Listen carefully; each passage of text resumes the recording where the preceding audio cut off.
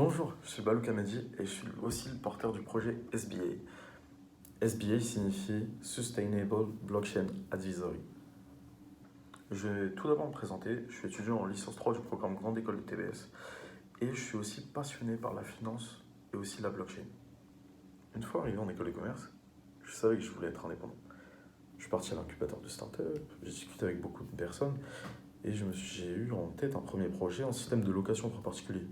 C'est pas très original, je vais pas vous le cacher. Et donc, plus tard, je me suis remis en question. Je me suis dit quels sont mes centres d'intérêt, la finance, la blockchain. J'ai regardé un petit peu les concours de start-up qu'il y avait. J'ai vu un concours de finance durable. J'ai mis en lien blockchain, finance durable. Et pourquoi pas donc créer une blockchain plus durable. Je vais un petit peu vous expliquer ce qu'est la blockchain. La blockchain, c'est un système de décentralisation. Tous les ordinateurs sont connectés entre eux et ça fonctionne comme un réseau. Tout ça ne peut pas être sous contrôle d'un État ou d'une banque.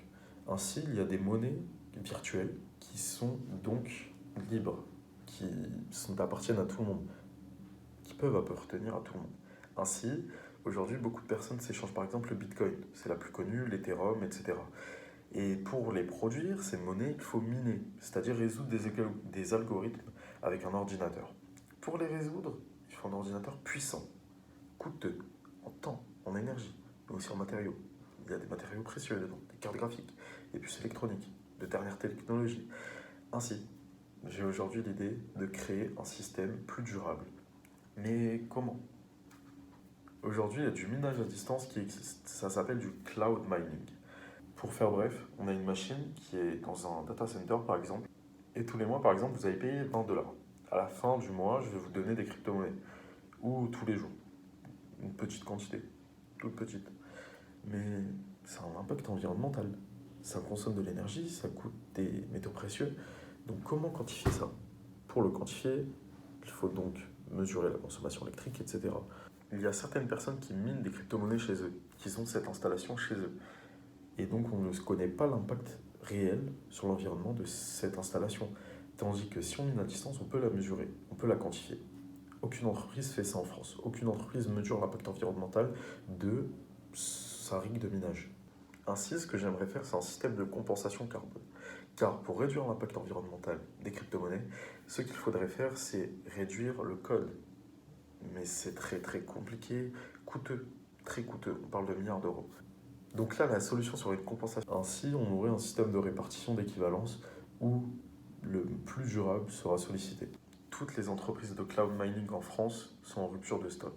C'est-à-dire que vous ne pouvez pas faire de cloud mining en France. Pourquoi? La demande est trop forte. Il faut soit augmenter les prix, soit avoir plus de concurrents. C'est pourquoi je me positionne sur ce marché aujourd'hui avec de la nouveauté.